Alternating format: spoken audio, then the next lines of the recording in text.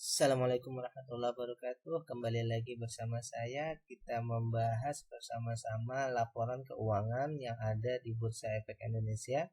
Dan perusahaan ini telah melaporkan laporan tahunan mereka yang diaudit ya. Yang kita bahas kali ini adalah Maybank Indonesia Tbk atau dengan kode ticker BNII. Sekali lagi analisa kita ini adalah analisa fundamental yang lebih mengkhususkan pada perkembangan perusahaan berdasarkan laporan keuangan mereka. Sebelum kita lanjut, saya juga ingin menyatakan bahwa analisa ini adalah bahan pemikiran tambahan kepada investor, bukan perintah untuk melakukan aksi, dan juga tiap investor itu mempunyai pola pemikiran, cara, dan sistem yang berbeda-beda. Oleh karena itu, silakan lakukan analisa sendiri, dan apa yang saya sampaikan ini hanyalah sebuah pemikiran tambahan.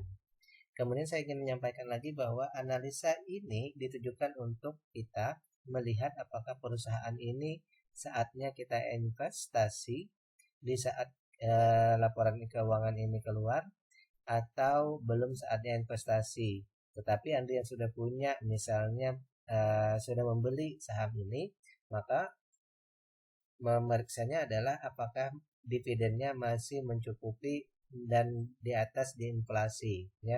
Jadi sekali lagi, ini bukan untuk menentukan apakah lanjut investasi atau tidak, tetapi menentukan apakah kita boleh masuk atau tidak, boleh menambah investasi atau tidak ya.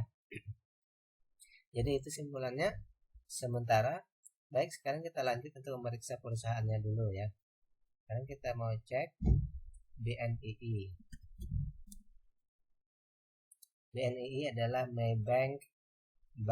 Maybank Indonesia ya. Harga sekarang 262. PT Maybank Indonesia adalah salah satu bank swasta terkemuka di Indonesia yang merupakan bagian dari grup Malayan Banking Berhad, salah satu grup penyedia layanan keuangan terbesar di ASEAN. Berarti perusahaan ini kalau melihat nama perusahaannya, berarti ini adalah perusahaan bank yang dari Malaysia ya, perusahaan bank yang dari Malaysia, kemudian mengakuisisi perusahaan bank di Indonesia ya, sehingga namanya jadi Maybank ya. Mungkin sebelumnya ada nama perusahaan sebelumnya mungkin ya, lalu diakuisisi oleh Maybank.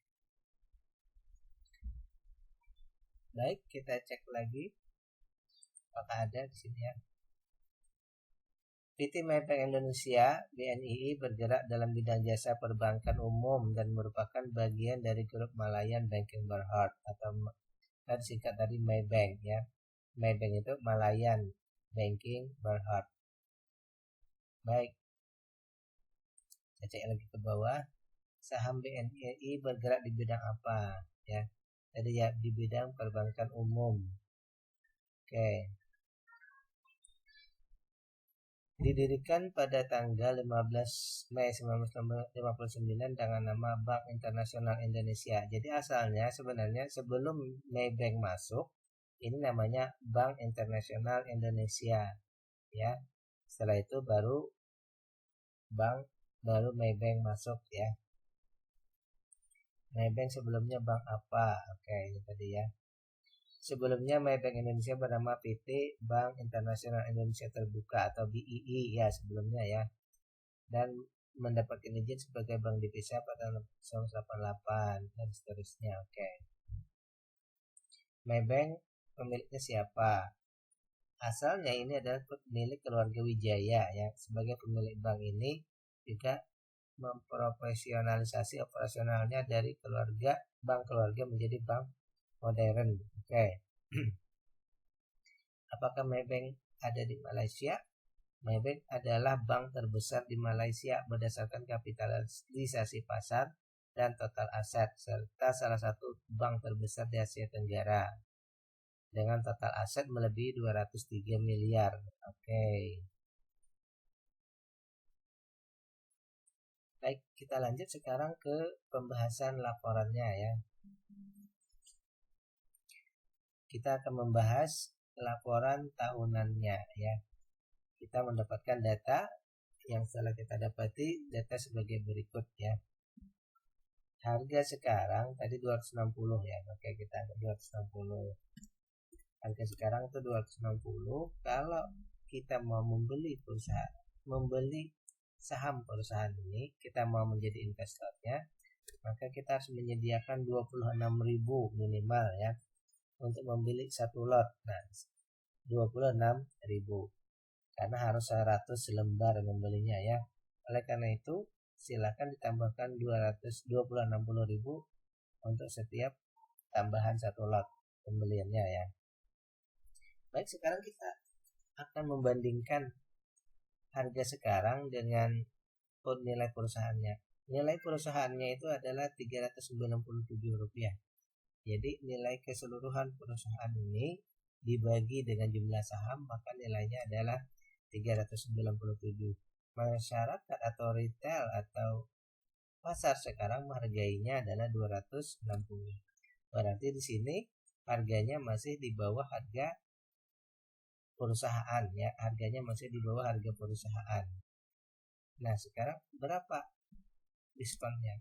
Dari harga sekarang itu berada di 65%. Berarti diskon yang kita dapatkan saat ini kalau kita membeli sahamnya adalah 35%. Dengan demikian, ini untuk kita simpulkan dulu ya bahwa perusahaan ini bertumbuh kembang ya. Artinya apa? Harganya masih di bawah ya, di bawah dari nilai perusahaan. Berarti untuk mencapai harga wajarnya saja kita bisa sudah dapat keuntungan 35%. Apalagi nanti dia berkembang lagi sampai menjadi di atas harga wajarnya, terus maka ini berarti ada ruang yang besar untuk berkembang ya. Nah, sekarang kita ingin mengetahui tadi untuk mengetahui bertumbuh kembang atau tidaknya ya. Berarti perusahaan ini punya potensi untuk bertumbuh kembang yang besar. Sekarang kita ingin melihat dari segi apakah harga sekarang ini sudah mahal atau masih wajar ya. Untuk membeli saham ini ya, kita akan menyatakan bahwa perusahaan ini berada di harga maksimal wajarnya itu 230. Jadi maksimal membeli kalau menurut peraturan yang dibuat oleh para investor bahwa 10 kali dari harga wajar dan 10 kali dari labanya, maka itu maksimal di harga 230 ya, maksimal di harga 230. Sementara harga sekarang 260 ya. Berarti harga sekarang ini lebih mahal ya. Berarti harga sekarang itu lebih mahal dari harga wajar. Berarti investor menghargainya lebih tinggi ya. Menghargainya lebih tinggi 13%. 13% lebih mahal dari harga wajarnya ya. Oleh karena itu kita simpulkan bahwa valuasinya mahal. Mahalnya ya sekitar 30% di atas harganya. Ya mahal-mahal dikit lah. Ada potensi bertumbuh kembang, namun valuasinya sudah mahal, tapi mahalnya masih dikit-dikit. Lanjut, kita ingin mengkonfirmasi apakah perusahaan ini peduli dengan investor. Ternyata setelah kita lihat perusahaan ini membagikan 40% dari seluruh keuntungan. Jadi ada keuntungan yang Rp23, maka 40%-nya dibagi ke investor. Artinya perusahaan ini peduli dengan investor ya. Kenapa? Karena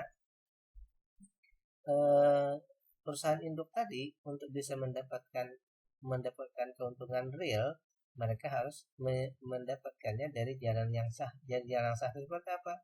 Ya, hanya ada dengan cara pembagian dividen ya. Pembagian dividen. Jadi Maybank Malaysia tadi kalau mau mendapatkan keuntungan real, maka mereka harus mendapatkan juga dengan cara pembagian dividen. Nah, di sini pengendali mengambil kebijakan bahwa investor mendapatkan 40% keuntungan, 60%-nya masih bisa digunakan untuk pengembangan perusahaan ya. Nah, oleh karena itu saya berkesimpulan awal bahwa perusahaan ini peduli dengan investor ya. Kenapa? Karena memang itu melibatkan pengendali tadi ya. Jadi dari sini kita mendapatkan 9,20% ya, 9,20 rupiah. Nah, 9,20 rupiah ini kalau kita bagikan dengan harga sekarang, kita akan mendapati bahwa persen kita menunggu dalam setahun itu adalah 3,5% ya. Jadi kita menunggu dalam setahun itu mendapatkan 3,5%. Kalau menurut saya pribadi, ini berarti persen membagi keuntungan itu sudah besar, tetapi inflasi di Indonesia ini sekitar 3%. Oleh karena itu saya mensyaratkan kemarin 4% supaya bahwa pada saat kita dapat dividen kita masih mendapatkan keuntungan dari inflasi tadi. Jadi kalau menurut saya 3,5% ini masih berada dividennya masih kecil ya. Dividen kecil kalau menurut saya ya. Baik, sekarang kita lanjut dari segi hutang, dari segi ketahanan perusahaan ya, bahwa hutang berbunganya 35%, sementara tanggungannya karena ini di sini banyak masyarakat misalnya masyarakat menabung, berarti itu masuk dalam dana murah. Nah, termasuk di liability ini, di tanggungan mereka masukkan dalam tanggungan ya. Oleh karena itu saya menganggap bahwa dari segi hutang perusahaan ini aman-aman saja sebenarnya ya. Hutang aman ya, karena di angka liability 466% bagi bank itu termasuk biasa saja ya, ya, bahkan ada sampai 500 atau 700 itu masih aman saja ya. Baik, sekarang kita lihat lagi dari segi ketahanan dari segi kepemilikan. Ini saham yang dilempar ke masyarakat umum itu hanya sekitar 11% ya. Ini jelas sekali menandakan bahwa pengendali ini memiliki 89% ya. Jadi pengendali, meskipun nanti pengendalinya mungkin beberapa orang ya, cuma kesimpulannya bahwa pengendali ini bukan retail. Ini pengendali memang betul-betul fokus pada pengembangan perusahaan ya, dan tidak berusaha membagikan saham mereka ke publik karena mereka masih percaya dengan perusahaan ini. Kemudian dikonfirmasi pula bahwa di Kasei, di kustodian